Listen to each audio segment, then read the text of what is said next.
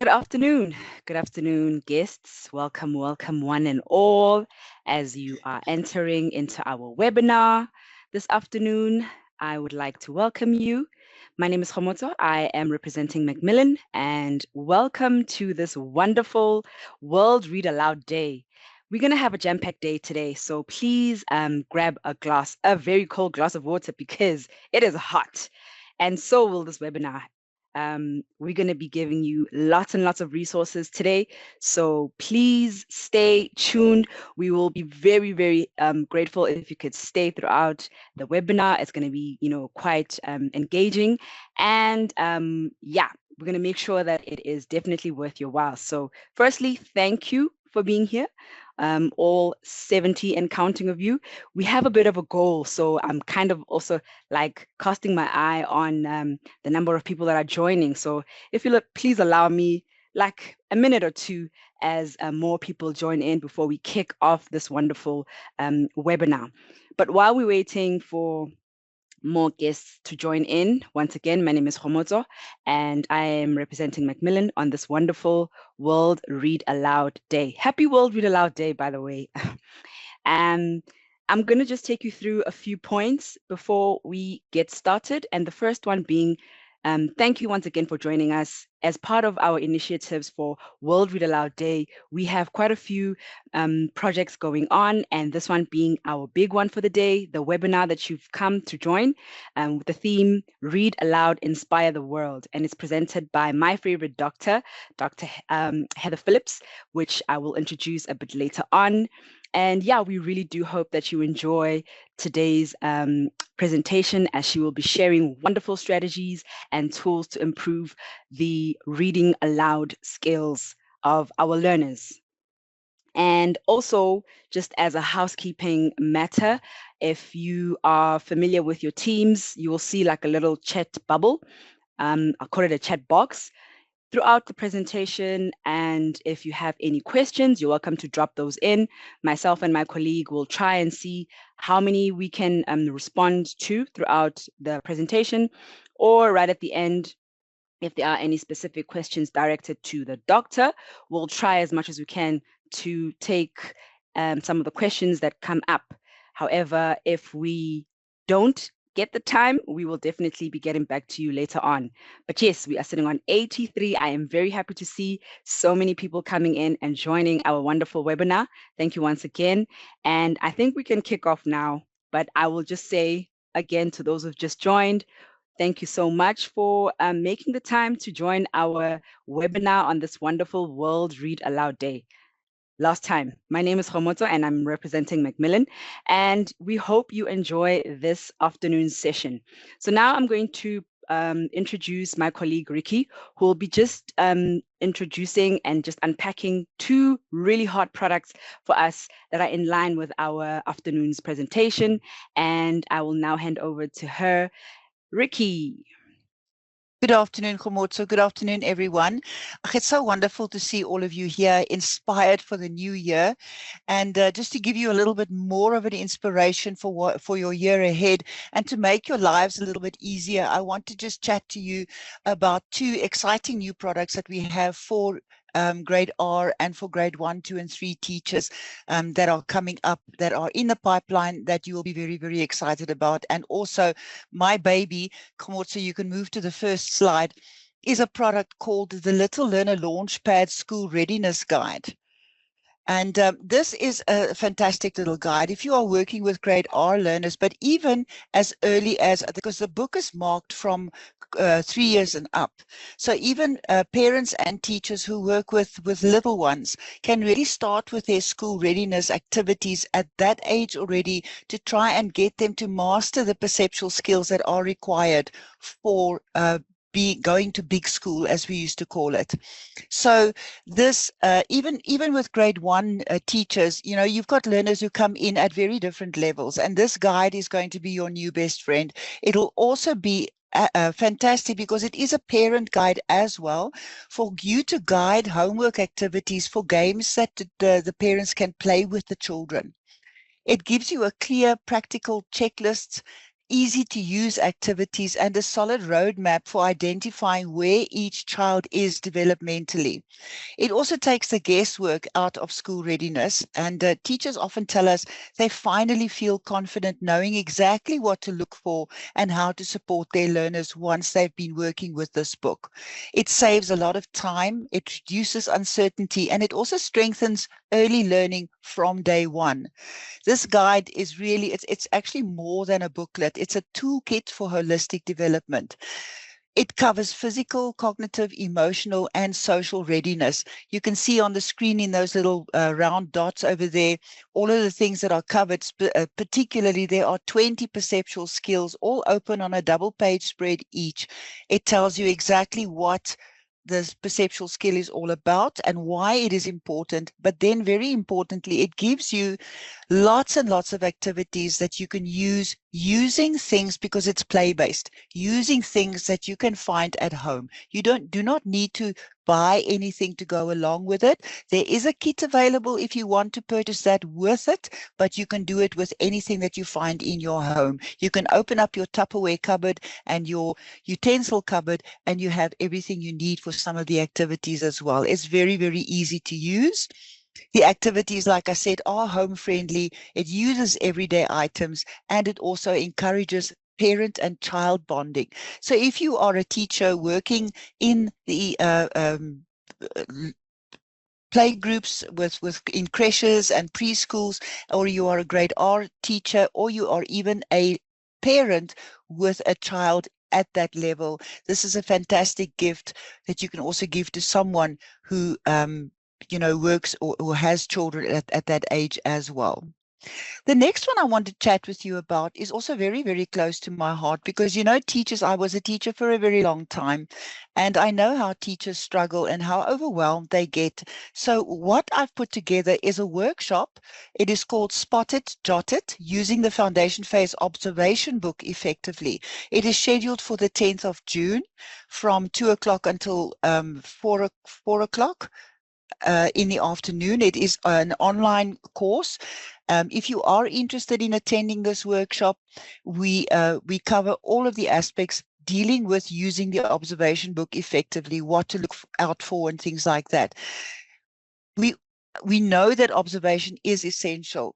But like I said, because it is very overwhelming for teachers, and especially new teachers, novice teachers, you juggle so many responsibilities as well at school. So this workshop is going to show you how to use this observation book, because it is a powerful tool for assessment, for planning, and also for meaningful support for the year ahead.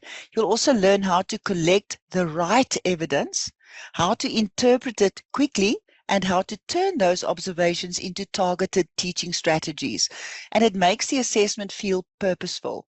It makes it feel manageable, and also it's aligned with what the true learners truly need. Now, to make the teachers' lives even easier, we are in the process of developing ready-to-use observation books for each grade, from grade R to grade 3. And these are going to be available for teachers to buy for themselves later on in the year.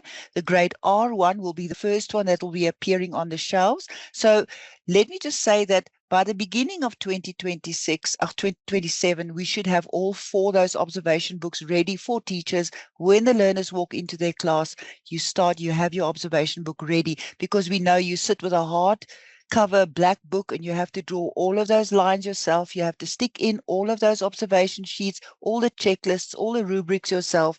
And we are going to make your life a lot easier by having a pre-printed book already done for you. And you can all you need to do is put your class lists in and off you go. So I'm hoping that this is something for you guys to look forward to, and that it's really going to make your life a lot easier. If you have any questions, please drop us an email. I think Komotso will share our contact details with everybody as well towards the end of this webinar. And that's me in a bundle, in a nutshell. Thank you, Komotso. Great, wonderful. That was super. And I'm glad that you are with us, Ricky. So I will be happy to take in as many questions throughout the session. Ricky is going to hop off. So please, we're welcome to share those questions, and then we'll try and assist as we can. Now, I'd like to introduce our next speaker. as I said, and I won't be shy to say it again, my favorite doctor, Dr. Phillips. And Dr. Phillips has a very, very long bio, and I'm always happy to speak on it because it just always inspires me. Dr. Phillips is a postdoctoral research fellow in the research doctorate at CPUT. 2026 marks 46 years of teaching experience for her, having held positions of deputy principal and principal at a primary school for 36 years, as well as a lecturer under and post-grad programs in the education faculty at CPUT.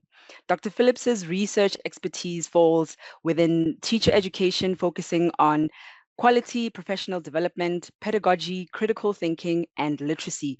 Her core responsibilities include publishing research articles, reviewing journal articles, supervision of postgrad students, literacy training to develop critical thinking and reading for meaning in schools nationally, and the development of seminars focusing on research methodology. Dr. Phillips is the project director of the Sisonke Supervision Mentorship Program, an institutional project aimed at developing postgrad supervisors, and assisted in the planning and implementation of the program since 2021. Dr. Phillips currently supervises doctorate students and master's students. She has published more than 15 journal articles and 2 book chapters. I could go on and on and on, but it doesn't it doesn't do justice to, her expertise. Hi, Dr. Phillips. Hello, Gemotso. Good Thank you afternoon, for dear colleagues. Thank you, Gemotso. I told Gemotso, just leave the bio. It's not important. No way, no way. Dr. Phillips, I'm going to stop sharing my screen. I All just wanted right, to dear. remind you, when you do share your screen, please share with sound because Yes. of that audio clip. Thank you. Thank you, dear. Thank you. And while you are sharing, I'd just like to quickly remind everyone, those who are joining, thank you for joining us. Please remember that in the chat box, we will be taking all the questions throughout the presentation. So if you do have a question for Dr. Phillips or any other MTC related questions, we will be happy to assist. Dr. Phillips, over to you. All right. Thank you, Gemotso. You can hear me loud and clear? Yes. All right. Thank you. A very, very good afternoon to you, colleagues. I am excited to be here. I have presented this webinar, I think, about a year ago, but it's always exciting to chat to new teachers. And you know what I really want to say is that the fact that you are here today, an afternoon where you could have been at home having coffee or sitting outside, that tells me a story about the kind of teacher you are. And you are the kind of teachers that we desperately need in our schools today. So I thank you so much for being the kind of teacher that you are. So we're going to look at this presentation today, and we're going to explore the importance of reading aloud. And we will look at the advantages of reading and thinking aloud. We will look at how it builds vocabulary, how we can boost comprehension, how we can foster emotional bonds, and inspire a lifelong passion for books and for imagination. So Ricky spoke earlier about assessment, spot it, jot it. That happens all the time in our lives. So as teachers, as people, as children, we are constantly assessed. So in the same, and why? Because we want to see where we find ourselves, how we can improve, what kind of interventions we need to put in place. And in the same way with our reading, there are both international and local reading tests. The international test, I'm sure you've heard about it. They call it the PEARLS test, which means Progress in International Reading Literacy Study. And the PEARLS test is a test that really determines the level of reading of your learners. And this test really has benchmarks. So the benchmarks ranges from being below the lowest benchmark, it moves to the low benchmark, the intermediate benchmark, the high benchmark, and the advanced benchmark. And we'd all love to see our children in the last 3 benchmarks here, which is the highest scores for reading. But unfortunately, for us, the South African learners, we find ourselves below the low benchmark. So the Pearls Reading Literacy Study tells us that 81% of South African grade 4 learners were not able to reach the lowest benchmark, which is over here, and that is between points between 400 and 475. South Africa falls way below 400. Now, the South African Human Rights Commission is deeply concerned about the state of reading in our country. It means that only 19% of our learners, only 19% of our learners have been able to fall within this. 11% in the low benchmark, 6% in the intermediate benchmark, 2% in the high benchmark, and only 1% in the advanced benchmark. What is also important is that the South African assessment actually occurred a year later than what most of the countries were assessed. And I just want to try and contextualize that for you. The average Brazilian grade 4 learner is 3 years ahead of the average South African grade 4 child. Now, this is a big worry. And we ask ourselves, what are we to do? Really? The Pearls describes the ability level of our learners. Our grade 6 learners, only 44% were able to reach the low benchmark. So 56% is still below the low benchmark. And we ask ourselves again, what do we do? We have to intervene, we have to do something. And if we come closer to home and we look at the local, or actually the Western Cape systemic testing, it shows a consistent record of improvements and declines in both mathematics and language skills. And one of the main purposes of this testing is to give us an idea of where our learners are and allow us to analyze the results so that the results can inform our interventions and so that improvement can be effected. Now let's look at the systemic results. If we look at the red over here for grade 3s, again, 37% of our learners are regarded as emerging readers. They need extensive guidance. They need extensive support. If we look at 43% this side, they are evolving. They still need additional guidance. They need targeted support. Now, these 4 proficiency levels give us a good idea of where our learners are at and how we need to proceed in terms of intervening. My dear colleagues, reading is important for cognitive development and for academic success in later grades. So if our level is so low, what chance do our children have of being successful as they move through the system? So it really does worry us.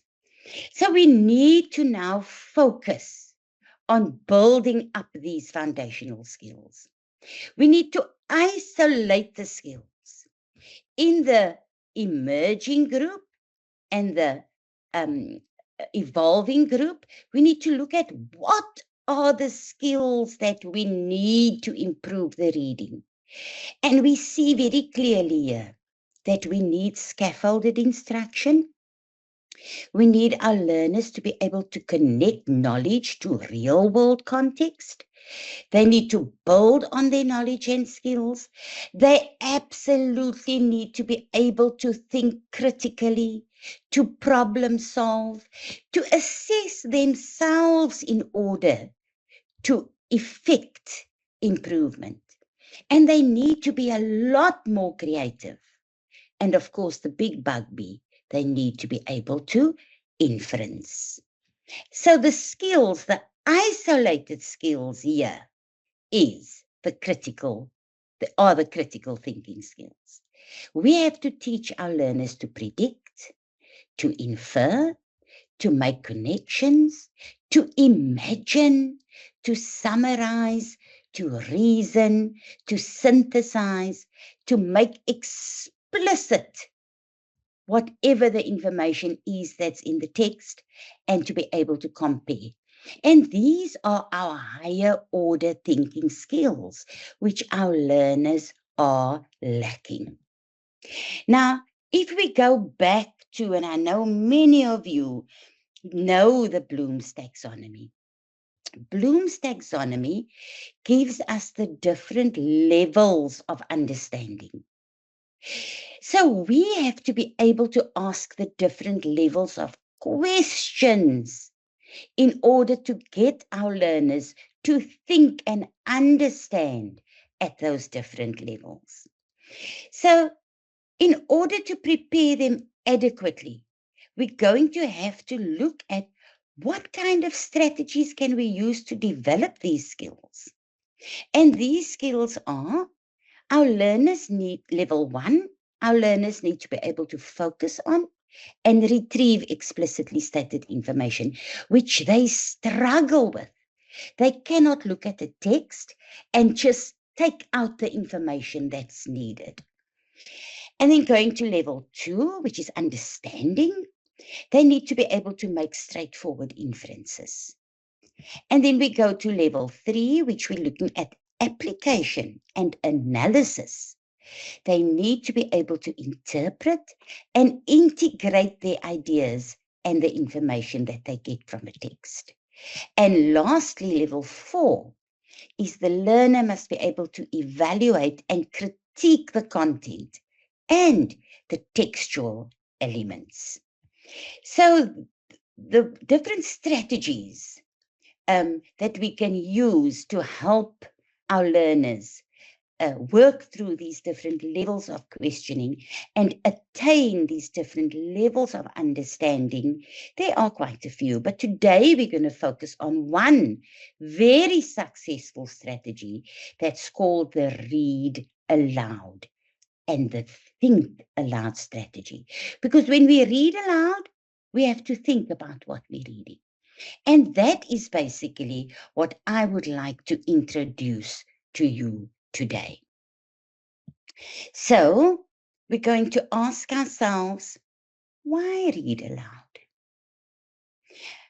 Reading aloud to kids really has many benefits, and I don't know about you, but I have vivid memories, even as far back as my first grade, of my teacher reading to us.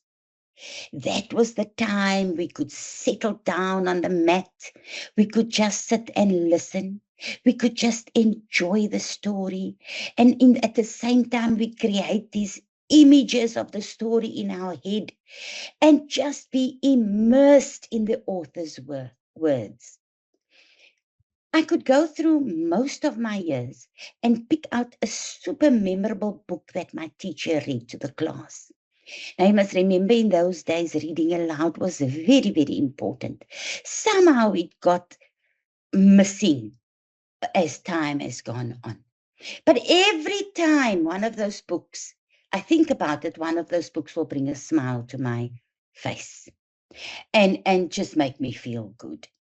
So, yes, my teachers may have pointed out or clarified some important words, or there may have been some discussion as a class, but I don't remember any instance of those things. For me, it was just me, my teacher, and my class experiencing the joy of a great book. And that is what we need to bring back. So why is Read Aloud so important? Teachers, reading aloud is a potent pedagogical tool. And you will see that as we go through this webinar. It automatically enriches language development. It enriches cognitive skills and emotional intelligence.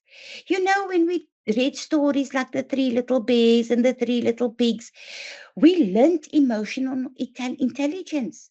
We felt sorry for Mama Bear when somebody ate up all her porridge. These are important intelligences that we learn when learners listen to stories. It opens up doors to new worlds, ideas, and perspectives for our learners.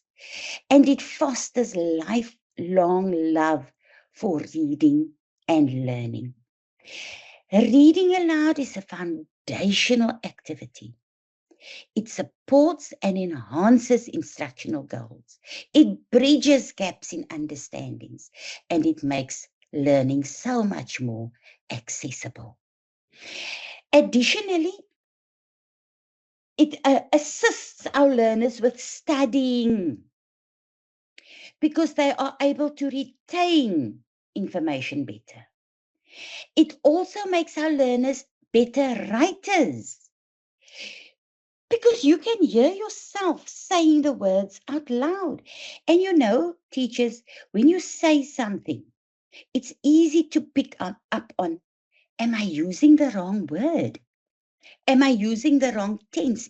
If they've been listening to Read Alouds long enough, they will know that that is incorrect. It should be are, because it will just sound incorrect.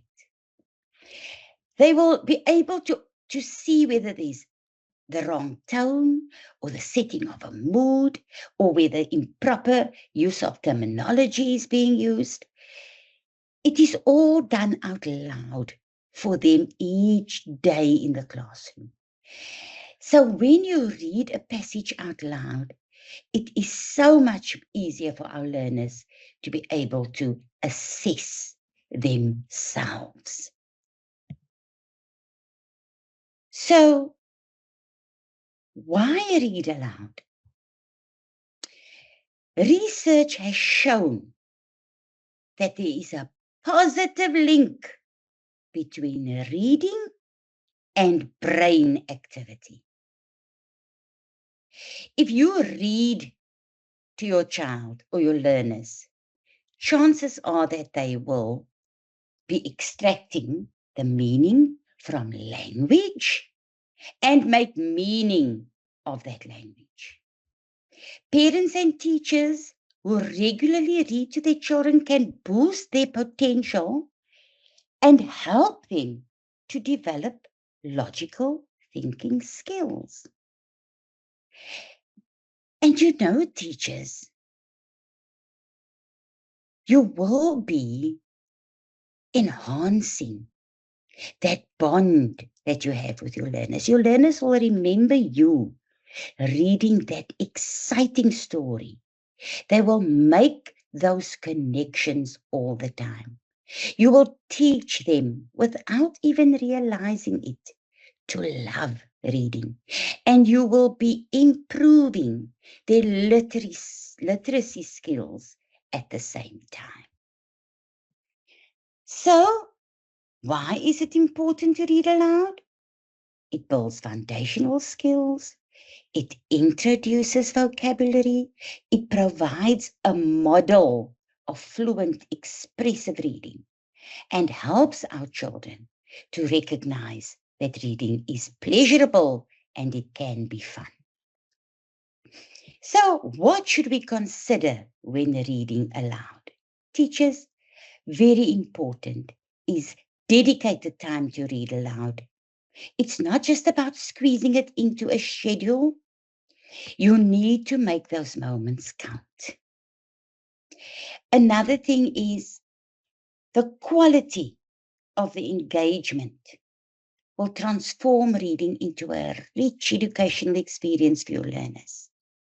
Whether it's in a bustling classroom or quiet corner in the home, finding the right time will ensure that both the reader and the listener are listening are fully present and ready to embark on a literacy journey together. Selection. The choice of literature is very important. So you need to go for well-crafted books that also resonate with your learners. You need to find out what they like and then choose engaging characters, riveting plots, and opportunities for readers to model fluent reading.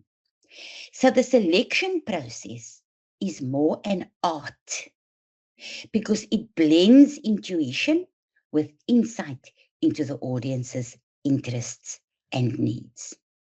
And then creating an inviting space.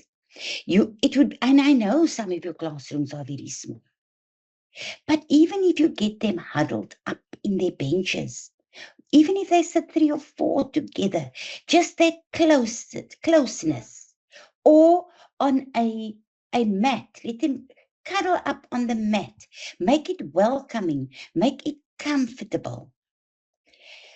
If you're fortunate enough to have a special spot in the classroom, then create this sanctuary just for stories, where imagination can take flight, where you can create an environment that will lure children into the world of books. So that is very important, the space. And then teachers, reading is not an isolated activity. Reading aloud sessions should weave seamlessly into the broader educational tapestry. Aligning books with curriculum goals enriches learning. It makes it more coherent and meaningful. So by drawing connections across the different texts and subjects, teachers can foster a deeper understanding. Like, for example, if you're reading the book The Lorax by Dr. Seuss, it deals with environmental conservation. It extends the learning you can extend the learning by organizing a class project. They can plant trees or start a recycling program at home. This is how you can integrate your reading aloud with your science lessons, with your geography lessons, with your EMS lessons, etc. So it not only reinforces the message, but it empowers our students to take action based on what they've learned. So teachers, making the reading aloud experience truly impactful is important. It's a tool that can transform passive listeners into active participants in their own learning journey. And it will also foster a deep, enduring love of reading. So, preparing for your read aloud. There must be a purpose for your read aloud. You must have chosen suitable books for that specific purpose. And you must ask yourself, does the book fall within the learner's interest? So we have to consider the following. Is there enough time for your listener? Is your listener going to be interested? Does the story sound good when it's read aloud? Will it appeal to them? Will it spark conversation? Will it inspire them to find or listen to another book on the same topic? Is the story memorable? Would they want to hear it again? What is the purpose? So your purpose may be that you want to teach your child to read more fluently, that you want them to be able to do excellent phrasing while reading, or they must read the correct pronunciation. Your purpose may be just developing interest in the topic, or maybe you want to expose them to new vocabulary and language patterns, or you just want them to become better readers. But what is important, teachers, is that when you read aloud, you model good reading skill. And it must be a joyful celebration for all. Just read aloud. No questions, no stopping, no after reading conversations. Remember, you're reading to the kids, not with the kids. So they don't need to see the words. Reading with them is shared reading. So simply holding the book up for the kids to see the pictures is perfect. But you still need to pick high quality, engaging texts. And it must be a dedicated, joyful time. You know, I remember as children, we were not exposed to visual like our kids are today. And because of cell phones and technology, our kids depend on seeing visuals for understanding. In years gone by, if we had a story about a little girl called Rosie, my image of Rosie would be different to your image of Rosie, would be different to another learner's image of Rosie. You know why? Because we connected what we heard about Rosie with our own contexts. So it's very important that we get our learners to be able to do that again. So we need to vary how we do our read alouds. We need to, one way we can find exciting ways to present the same skills. So I'm going to give you just a few different ways that we can present read alouds to our learners. For example, you can make large copies of each page, laminate them, go into the playground, place them on trees if you have. If you don't, place them on poles, place them on pipes, put cushions outside, put them on the cushion, and let your learners move from one space to the next. Group them. 5 learners go to the first picture. Your pictures will be sequenced, obviously. And they do this walk and read aloud. The fact that you're taking them outside, the fact that you're changing the strategy will entice your learners. It will get them excited.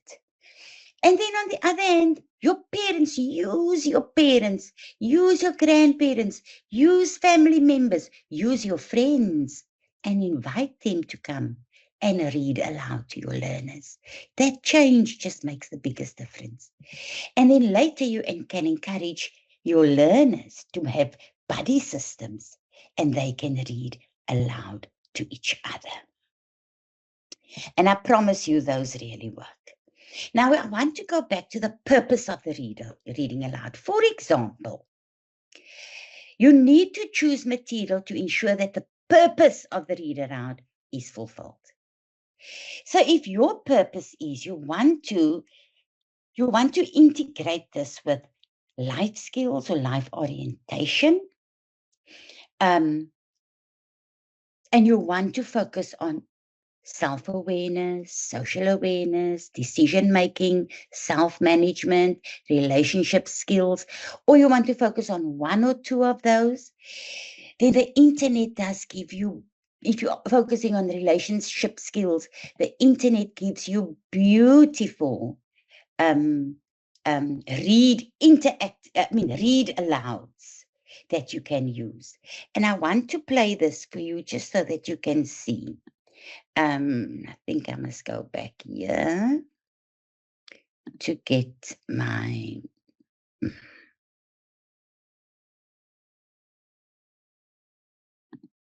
Take away the light. Oh, yeah, now I'm not being able to do this now. This is sad.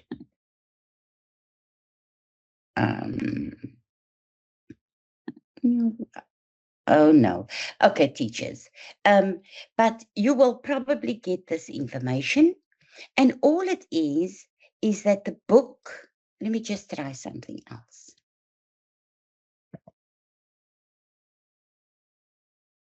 Doc, I can in the meantime, if you're not able to, just drop the link in the chat box for you. Okay, thank you, dear. Yeah, so I'll drop the link in the chat box and then okay, I have it just now. I have okay, it now. great. Okay. Oh gosh, no, it's not. Okay, put it in the chat box, please, dear, if you don't Yes, mind. I'll drop it in the chat. Yes. Not a problem. I'll drop it in the chat box just now. Okay, so teachers, go to the link and see how they do a read aloud, and they have the pictures. It is beautiful. For instance, if you want to do if you want to link it to your life orientation and you want to do social awareness, awesome. There are many such examples of books that you can use. So things are just going haywire on my side. Sorry.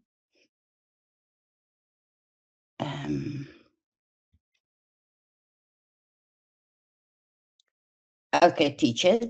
So this is an amazing way for you to be able to get your learners, and then you can arrange them in groups if you have tabs, if you have those things available at the school, or if you go to the computer room. Amazing ways that you can get them to actually get involved with read alouds, and you can do many groups at a time. Okay, but now, teachers, I want us to go to another kind of read aloud, and I call it the interactive read aloud. So I ask now, what is an interactive read aloud then? It's still a great book that you're going to read out to the class, perfectly chosen, with your purpose, but this time you will not just read the book, you will get your learners to interact with the book. So you will have to plan this well in advance, teachers. You're going to have to read the book ahead. Here in this strategy, we want to lead our kids to develop deeper understanding. So we add to the read aloud, think alouds. So we really want to pull back the curtain of the reader's mind to show them how readers think and what they do when they run into tricky parts or begin to put pieces together. So sometimes there's a word there that they don't understand. And when you use think alouds, you can get them to use a certain strategy and maybe help themselves to understand what they're reading. So in this, we also teach them how authors use words and images to convey meaning, and we expose them to a rich vocabulary all the time. We're teaching reading skills and strategies. But just, I think I must caution you. Be careful that you do not impede the flow of the text. So when you pick stopping points, it must be strategic. You can always read it again at another time with a different focus, but we're going to go into the interactive read aloud. It's a whole group instructional context where you read aloud a selected text to the whole class. But occasionally, you are going to stop or pause for a conversation. So these are the important learning opportunities. The teachers will get an opportunity to actively model and scaffold comprehension and model how to think aloud. You will engage readers, you will provide a context for learning, how to talk about text with others. You as the teacher are going to model it first, and I will show you this soon. Rich interaction as students read and make sense of the stories together. It's a beautiful strategy, teachers, and you create a space where meaning is constructed through dialogue. Your students will think about, talk about, respond to text as a whole group or in pairs, in triads, in quads. Both reader and listeners actively process the language, ideas, and meaning of the text. So let's look at the actual strategy. Some more advantages. They will experience rich, interesting texts. They will build a community of learners, of readers. They will expand their knowledge. They will build a foundation of mental texts, and they will add the think aloud to it.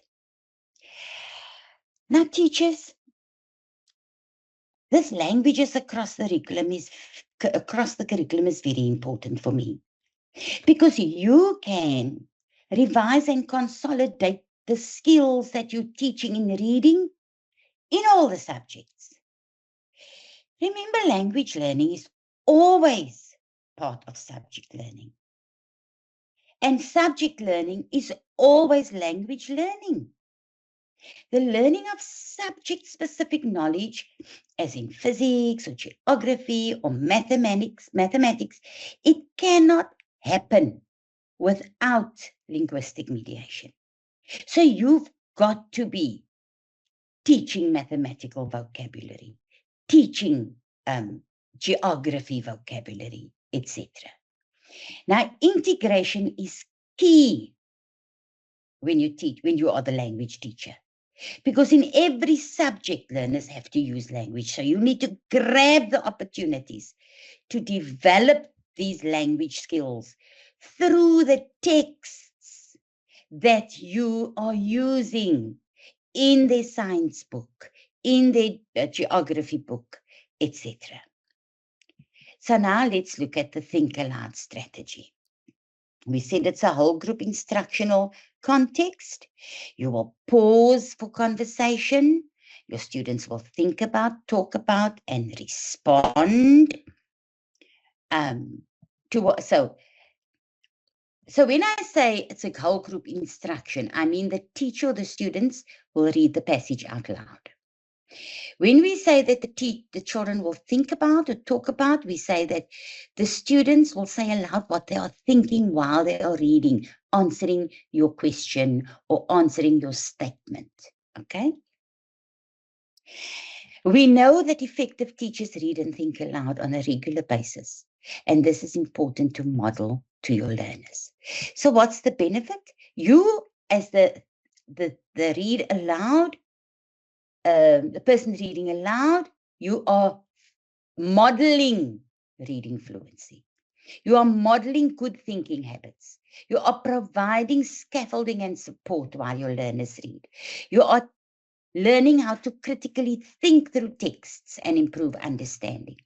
So our students will develop into reflective, independent learners. When I say reflective, they are thinking about the reading. They are not just reading words, teachers. You will teach them, you will model to them how they can think about what they are reading. They will become independent readers, which means they will be able to think for themselves. So this is what you're going to do. You are going to choose a text with a purpose in mind, of course, and with your learners in mind. You're going to read the book ahead of time. Before you read, it's important that you use, the Post-its to mark. So you're reading the first page and you see, there's a word the children may not know. Put a Post-it there. And now we're going to think about how we can get our learners to understand that word. So that you ask, when do I ask questions and how many? Here, we've got a Post-it where that's a Post-it. So you put that into the book. You determine the sections that you want to put Post-its in and little questions in. So, what questions do I want to ask and when do I stop? Stop and ask questions as you are reading. You should stop on the pages you have marked, but you can also stop other places if you think something is, if a thought enters your mind while you are reading. Then you let the student answer questions in different ways. It can be a group, it can be a peer, or they can just think to themselves. But you call on students randomly to answer the questions. And these are the kind of questions you have to ask. You have to ask them to make predictions. You have to ask them to visualize something.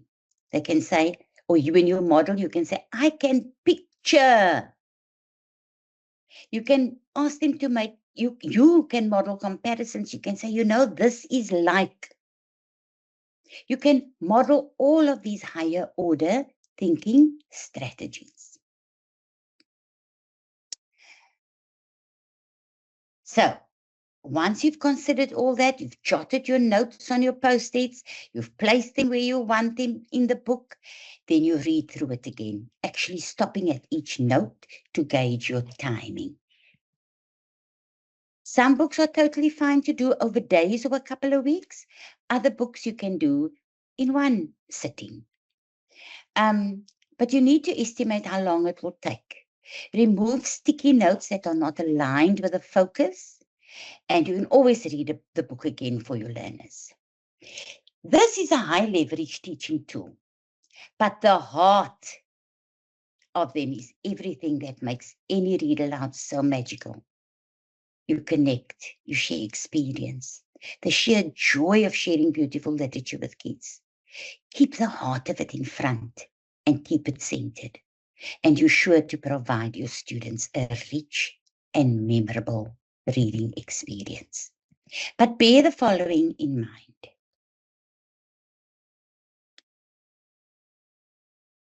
The purpose. So you want to integrate it with social sciences. Okay, I'm going to do a read aloud with you. So the purpose is going to be, I want to integrate this read aloud with social sciences.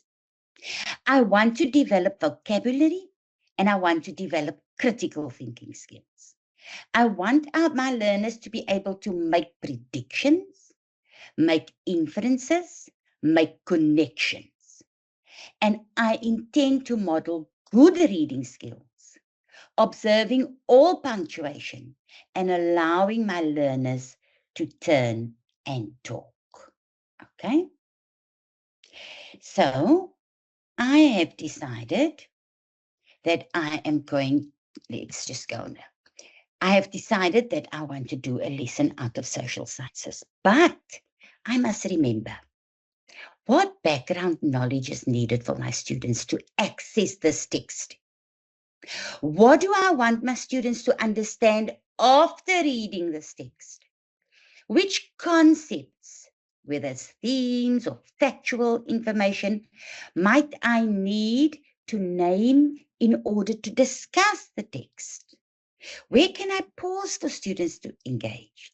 Do I want a turn and talk, a stop and jot, a stop and draw, a thumbs up, thumbs down, or maybe have kids act out gesture or show a facial expression?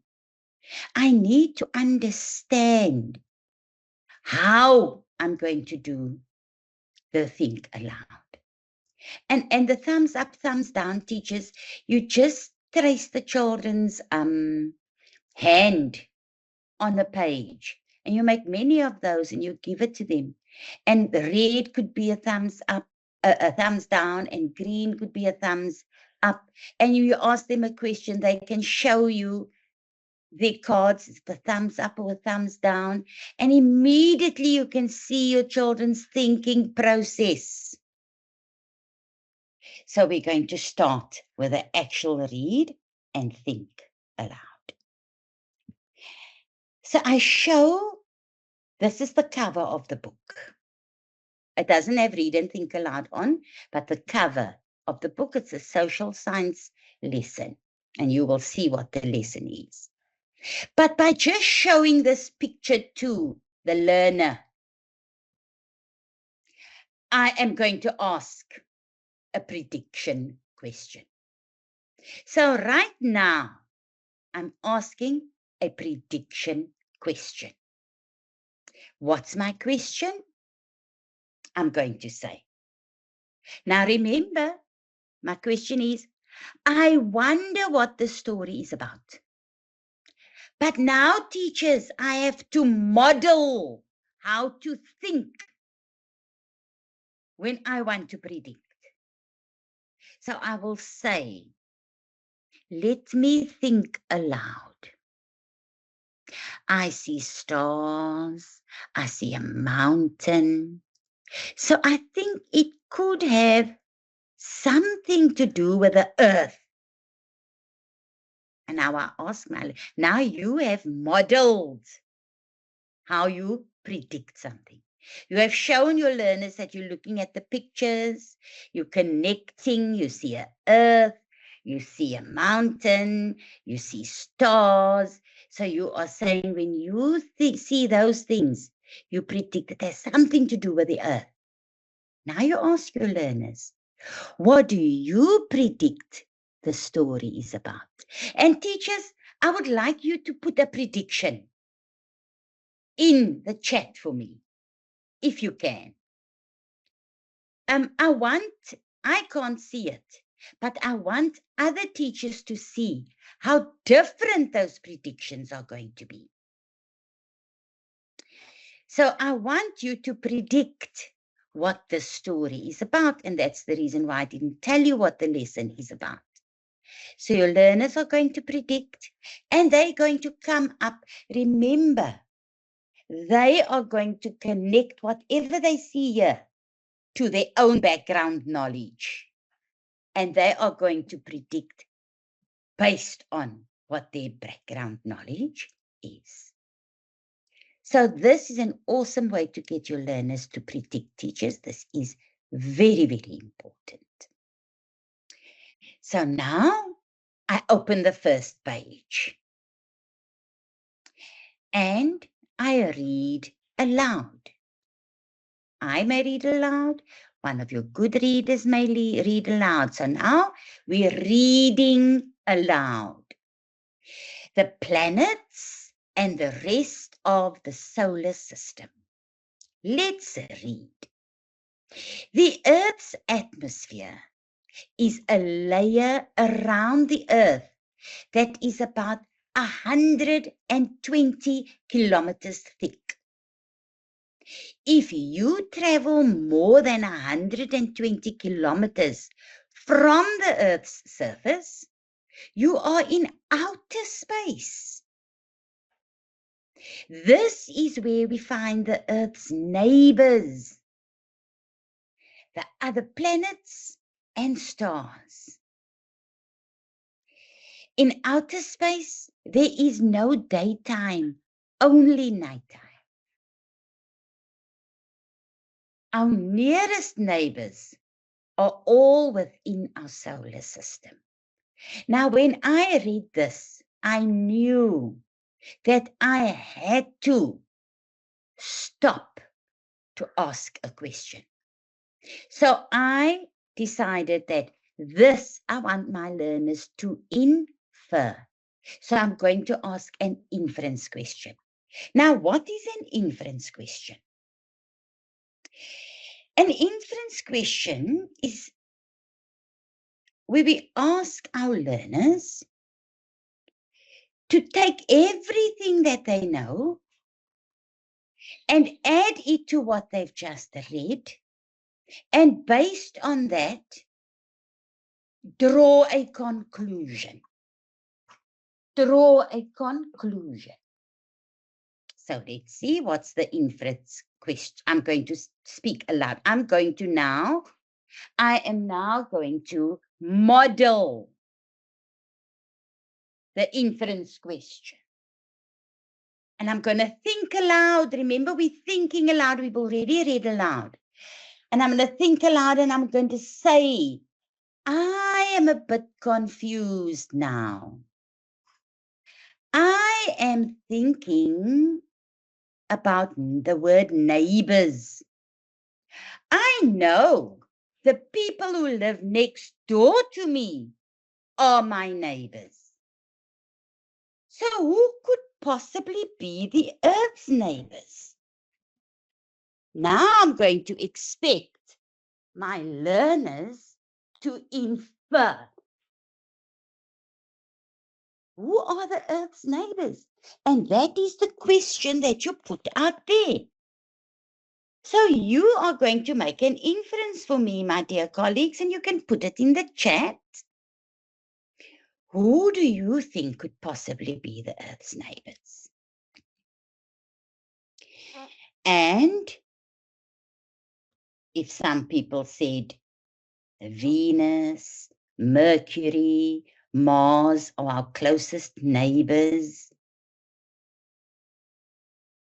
that would be perfect. That would be, but you see how they're understanding how the author has used the word neighbors in this context. The planets and the stars next to the Earth. You are saying to them, when we speak about neighbors, we speak about people living next door. So from that, they are going to learn that neighbors are people that live next door. So the Earth's neighbors must be the planets that's right next to the Earth.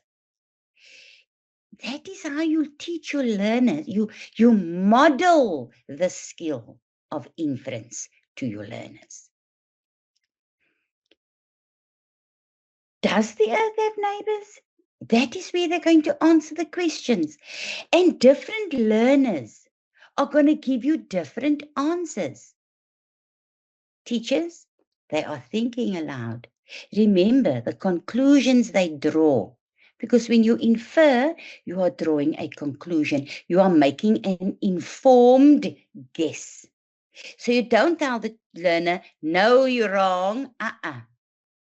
Is that what you think? Let's go for the other answer, another person's answer. Then here's also an opportunity for your learners to turn and talk. So you're going to say, in outer space, there's no daytime, only nighttime. Turn and talk if they know that. Otherwise, turn to your friend quickly and discuss with your friend why you think that is so. And now they get an opportunity. And teachers, there's going to be a noise in your class. But please, teachers, gone are the days that we expect learners to sit in their desk by their lonesome selves and try to solve the world's problems. We now rely on peer support. Collaboration is the name of the game. Our learners must be exposed to regular discussions and debates, because this is how they broaden their knowledge. This is how they broaden their world views. They broaden their perspectives. We have to get them to be able to think beyond the text. And their discussion may be way off. But you know what, teachers? You have given them something to think about. You have given them the opportunity and the confidence to talk to each other without you getting involved. They will have those discussions. They'll say, no, you're wrong. They may have heated debates. But this is what we need, teachers. We need to get our learners to be a lot more confident and to get to speak about their own perspectives. And they hear other people's perspectives, and you broaden their mind completely. We have to get them to be able to think beyond the text. So we go to the next page of the book and we read aloud again. The sun is a very, very hot ball of gas. Deep inside the sun, it is so intensely hot that gases melt together. This melting process gives us light, heat, and energy on Earth. The sun is a star and is at the center of our solar system. And again, for me, at this point, I felt that it was important to ask the child to make a prediction. And remember, as the teacher, you model the prediction. Learners, they will learn that prediction cannot really be wrong if there is some connection between the text and what you think will happen. Because prediction is, what do you think will happen? And if you do this often enough, you give your learners the confidence to answer or talk around a topic without fear. Teachers, without fear. Because you know why? They will feel as though you value what they say. Excuse me. You listening to them. They have opinions. They have their own thoughts. We are getting learners to think about what they are reading. And with predictions, we want them to connect what they read to themselves, their own experiences, what they've read somewhere else, or what they've been exposed to on TV or in the rest of the world. This broadens their knowledge again.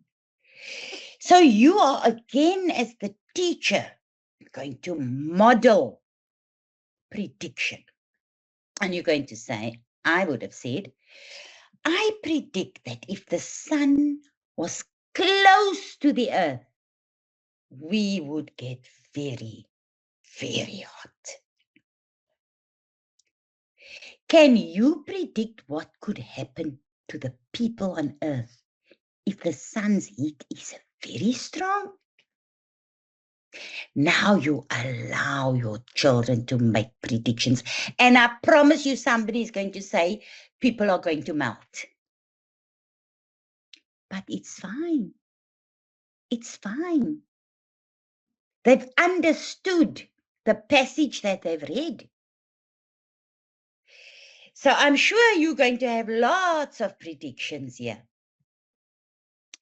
Then, in the same text, I want them to make connections. So I ask another question. What do you think would happen if there was no sun? Aha. Can you imagine? And you can tell them, turn and talk about that. Or you can ask them to give their answers in the classroom. And everybody will be listening. And there will be different scenarios painted. And your learners' views will be extended. And your learners' perceptions will be changed. Oh my goodness, isn't that fantastic? You are broadening their knowledge with these simple think alouds. So we go to the next. Oh, then I want us to go back here. You can even, if your focus is on vocabulary, you can even look at the word intensely and ask a question around the word intensely so that they can learn what that word means. So you can decide what you would like to do or what is important. What's your purpose? So now we're going to read the next page. Planets. There are 8 planets, including the Earth. The moon is a cold, dead ball of rock and dust that revolves around the Earth. It is 4 times smaller than the Earth. And we're going to ask an inference question.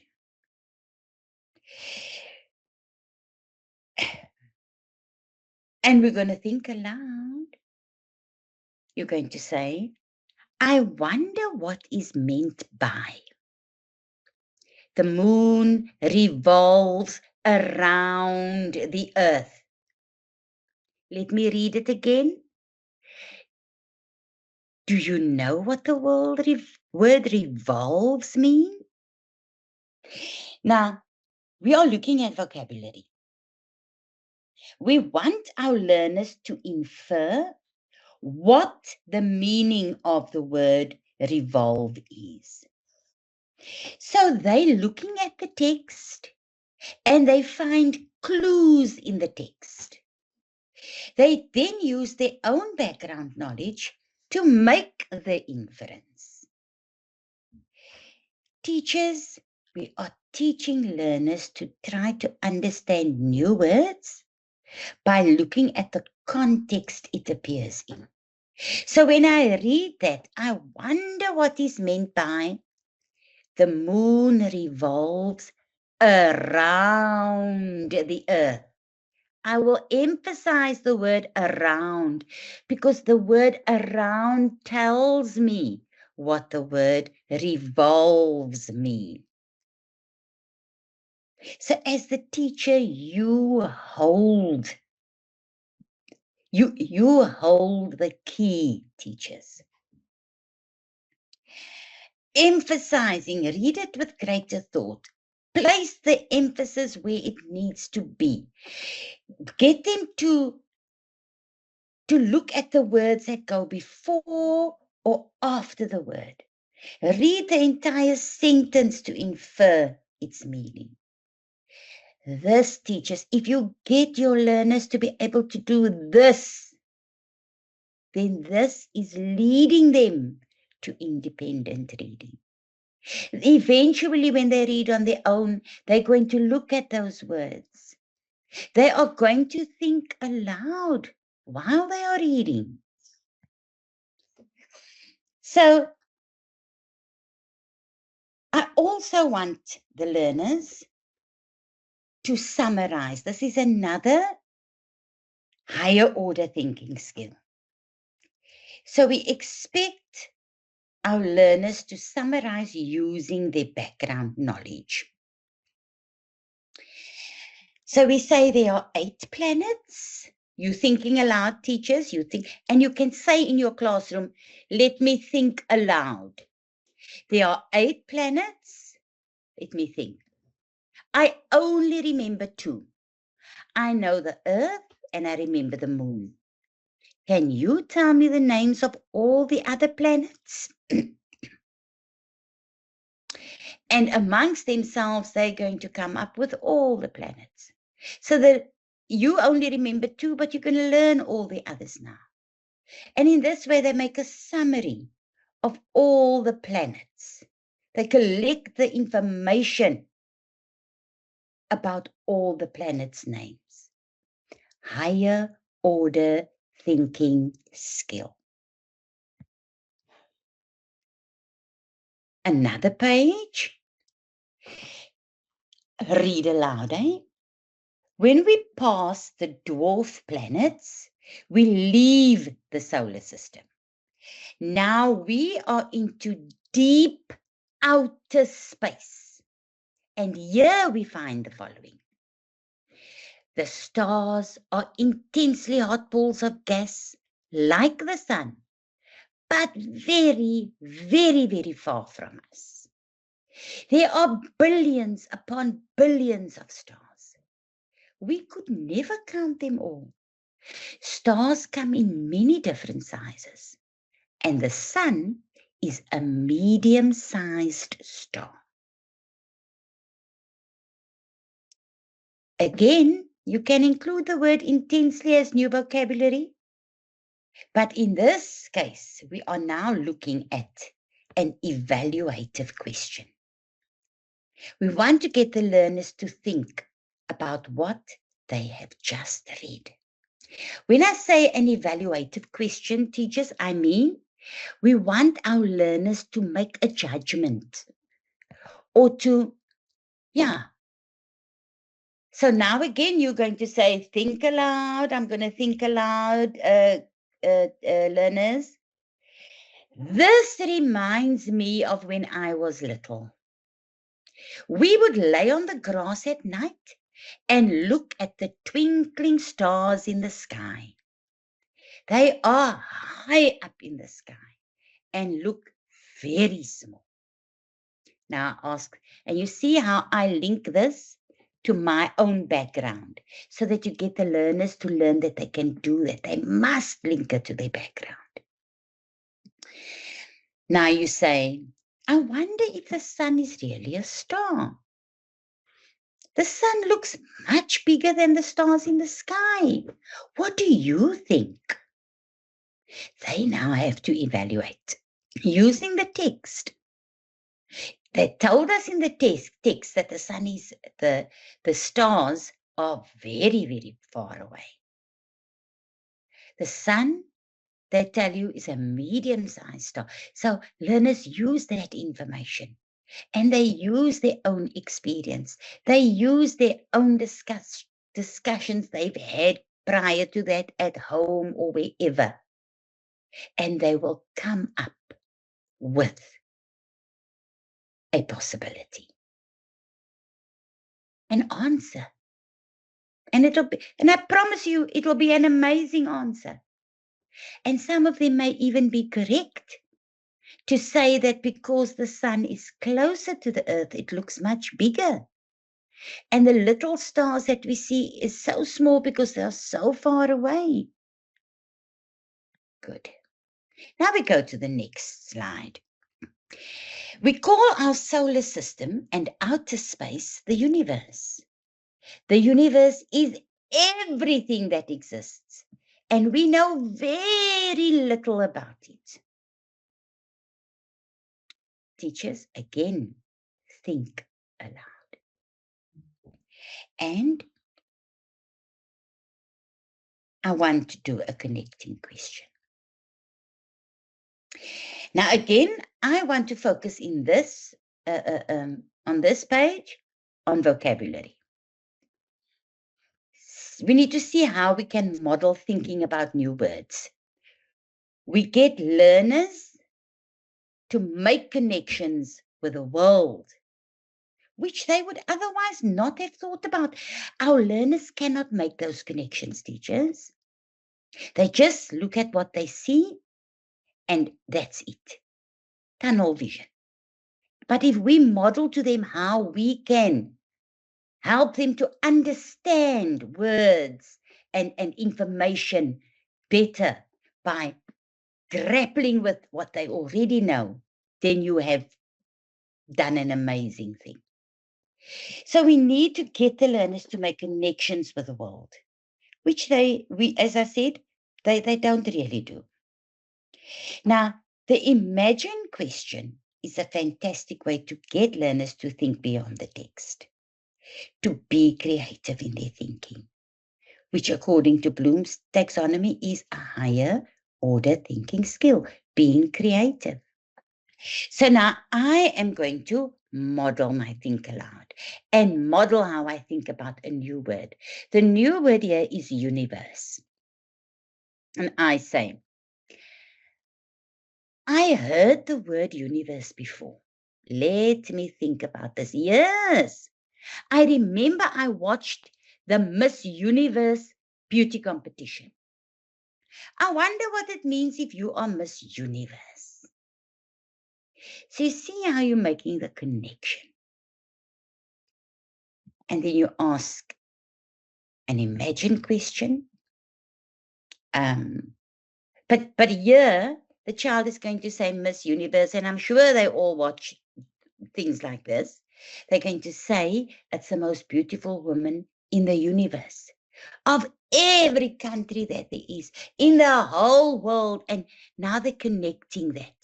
World, although universe is bigger than world, but they're making connections. And they're understanding, right? The creative imagine question. I wish I could travel through the universe. I wonder if I will see aliens. What do you think? Don't you think your children will have a field day with this question? We don't talk about aliens in the text, but it gets them to broaden their perspective. Get them to understand that there might just be planets. I can't say there are no aliens. There may somewhere in the universe be a planet where there's other people living on. We can't say it's not so. But you get your learners to really collaborate with this dilemma that you have given them.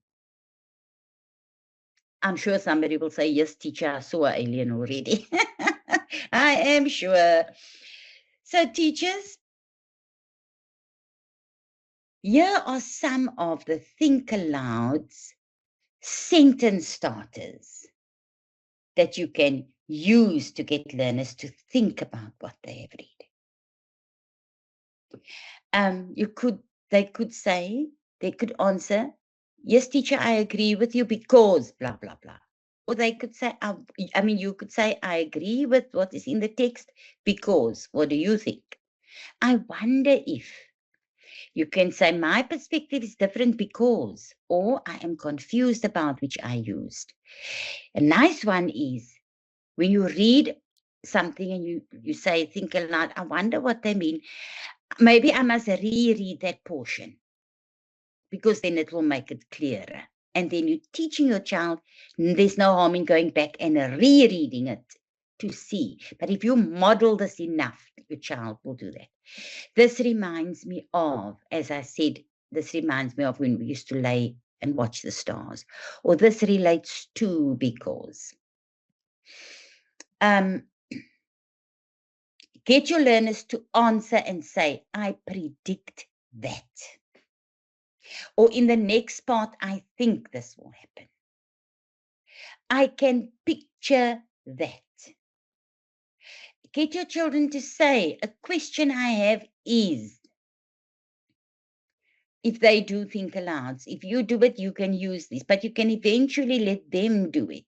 This reminds me of, I'm confused about, I'll reread this. This big idea here is, I think, I believe, I wonder. Not expecting a question that is either completely right or completely wrong. Answer. Your children will learn. You know what? What I have to say, my opinion matters. That builds confidence.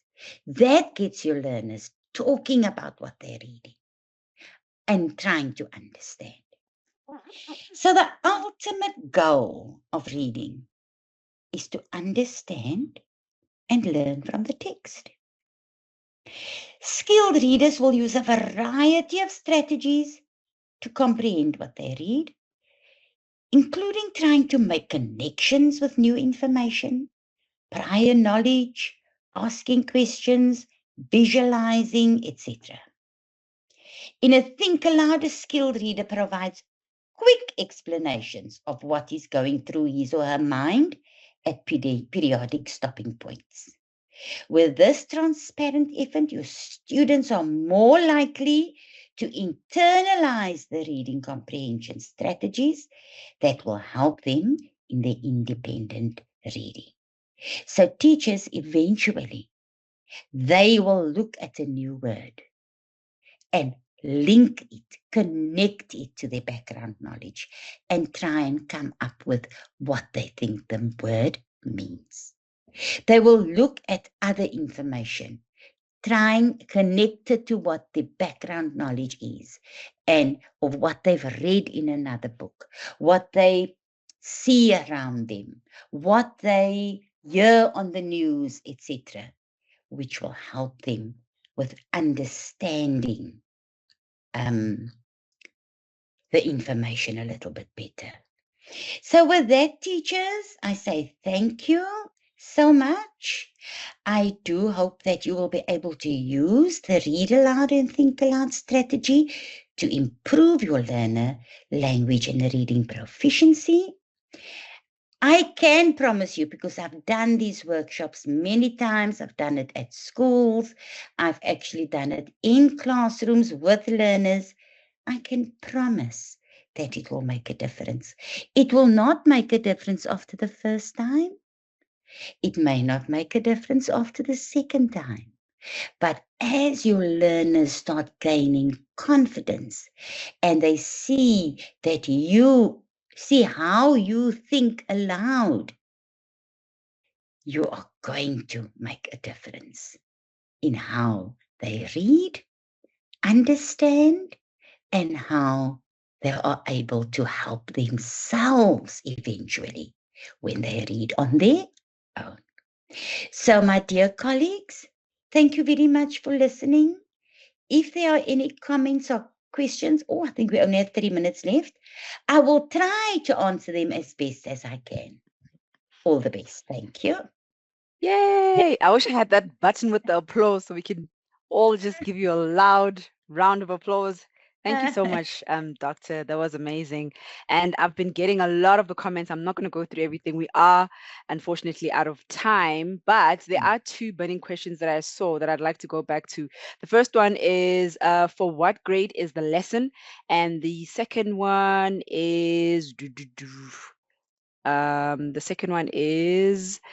I would like to know the major reason for the decline in reading at such an early age. Secondly, how do we deal with it at high school level, considering limited time and resources, having to finish a curriculum in a specific time? So 3 questions. Okay, thank you. I'll go with the first question. That was a grade 4 class. I think it's out of the grade 4 social science book. So it's suitable for grade 3 to, it's actually the Read Aloud strategy is a strategy that you need, Read and Think Aloud strategy is a strategy you need to use right up to matric. Now, I've already done the Read and Think Aloud strategy with university students, where they were looking at oceans and colors of oceans and all of those. I can't remember the content very well. And the think aloud, just looking at certain words within the texts just helps them with understanding. And it's absolutely amazing. So I know the teacher, you see, the other question was about the decline. I think it started way back when the curriculum changed so often. And the curriculum is now so jam-packed. And I think teachers are so focused on trying to get the work done that we forget. I mean, I know of teachers that do other things, mathematics in reading time. So we need to just use our time more strategically. This is a social science lesson, but we did a reading lesson in social science. So you can use texts from any subject, and you can be doing a reading lesson, developing learners in terms of reading fluency, in terms of understanding, in terms of thinking about what they're reading. Because let's face it, our kids, even at matric level, need to be able to think aloud when they are reading, because it just makes them understand the text so much better. So if you want to save time, these can be done in your actual reading lessons, or they can be done in your science lesson. That's an activity. That's an activity, an amazing activity you can do. So teachers, I urge you, try and cluster things in the curriculum so that you can get your learners to do to develop these skills. You don't have to do it the whole year. Once they've developed the skills, they will be able to do it on their own. Thank you, Gamotso.